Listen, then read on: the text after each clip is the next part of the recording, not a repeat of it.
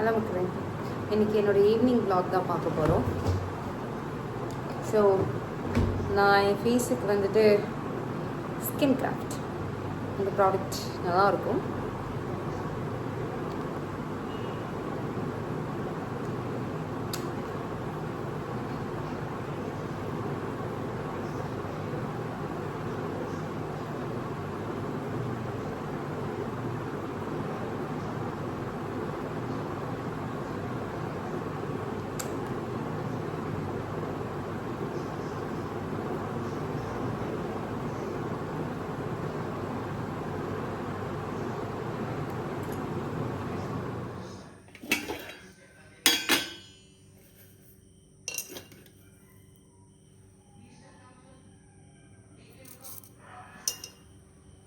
Already cut பண்ணி வச்சுருக்கேன்.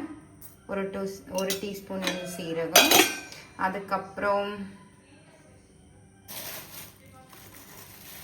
சாம்பார் சாதம் செய்ய. இங்கே பாருங்கள் மக்களே, நான் ஆல்ரெடி 5 தக்காளி, அப்புறம் சின்ன வெங்காயம் உரிச்சு வச்சுருக்கேன். பூண்டு அப்படியே நான் போட போகிறேன், எனக்கு அப்படி இருந்தால் பிடிக்கும்.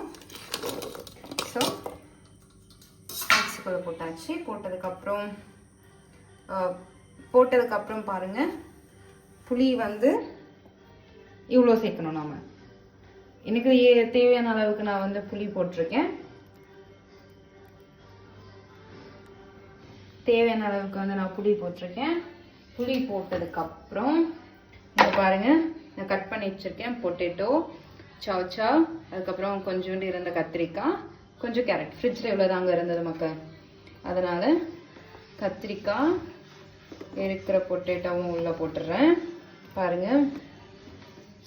அதுக்கப்புறம் கட் பண்ணி வச்சுருந்த கத்திரிக்காய், நான் ஆல்ரெடி எல்லாத்தையும் நான் கட் பண்ணி வச்சுருந்தேன். ஸோ எல்லாத்தையும் எடுத்து நம்ம குக்கரில் போட்டுடலாம். குக்கரில் போட்டதுக்கப்புறம் தேவையான அளவுக்கு உப்பு. எனக்கு வந்துட்டு இது செய்ய எனக்கு இவ்வளோ உப்பு தேவைப்படும், இவ்வளோ உப்பு. அதுக்கடுத்து நம்ம பண்ண போகிறது என்னன்னு கேட்டிங்கன்னா, நம்ம chilli powder, coriander powder add பண்ண போகிறோம். உங்களுக்கு தேவையான அளவுக்கு நான் 1 டீஸ்பூன் கொரியாண்டர் பவுடர், அப்புறம் கொஞ்சம் சேர்த்துக்கிறேன் 1 டீஸ்பூன், அதுக்கப்புறம் கொஞ்சம் பெஞ்சு.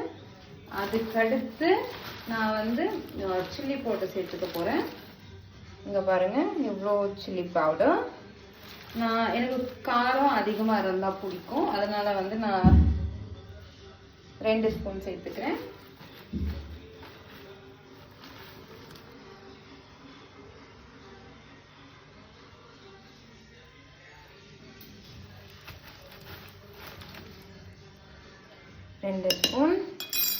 அதுக்கடுத்து நம்ம சேர்க்க வேண்டியது ரைஸ். நீங்கள் பாருங்கள் மக்களே, ஆல்ரெடி ரைஸை நான் ஊற வச்சு 1.5 கிளாஸ் ரைஸ் எடுத்து ஊற வச்சு நல்லா கழுவி வச்சுருக்கேன். தேவையான அளவு நான் உள்ளே போட்டுறேன். உள்ளே போட்டதுக்கப்புறம் தேவையான அளவுக்கு நம்ம தண்ணி ஊற்றணும்.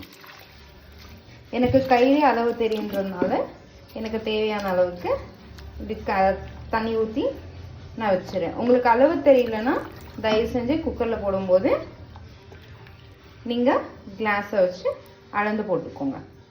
இது முடிஞ்சிருச்சுங்களா? அதுக்கடுத்து என்ன, நம்ம குக்கரை மூடி வச்சுட்டு 3 விசில் விட போகிறோம். விட்டதுக்கப்புறம் வந்து பார்க்கலாம் எப்படி சாம்பார் சாதம் இருக்க போதும். சரிங்களா? குக்கர்லேருந்து இறங்கிட்டேன். இப்போது என்ன பண்ண போகிறேன்னா, தேவையான அளவுக்கு எண்ணெய் ஊற்றிக்கணும். எண்ணெய் ஊற்றினதுக்கப்புறம், சின்ஸ் நான் ஃப்ரிட்ஜை மொத்தமாக காலி பண்ணதுனால என்கிட்ட கருவேப்பிலை இல்லை, ஆனால் கடுகு. உங்ககிட்ட கருவேப்பிலை இருந்ததுன்னா கருவேப்பிலை போடுங்க. உங்களுக்கு தேவையான அளவுக்கு கடுகு சேர்த்துக்கலாம்.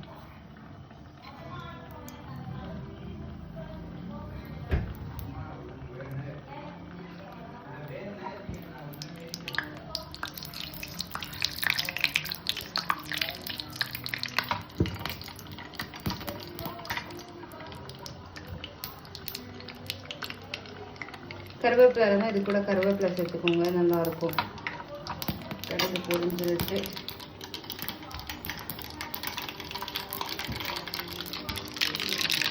பொரிஞ்சதுக்கப்புறம் நாம் இதில் வச்சுருக்க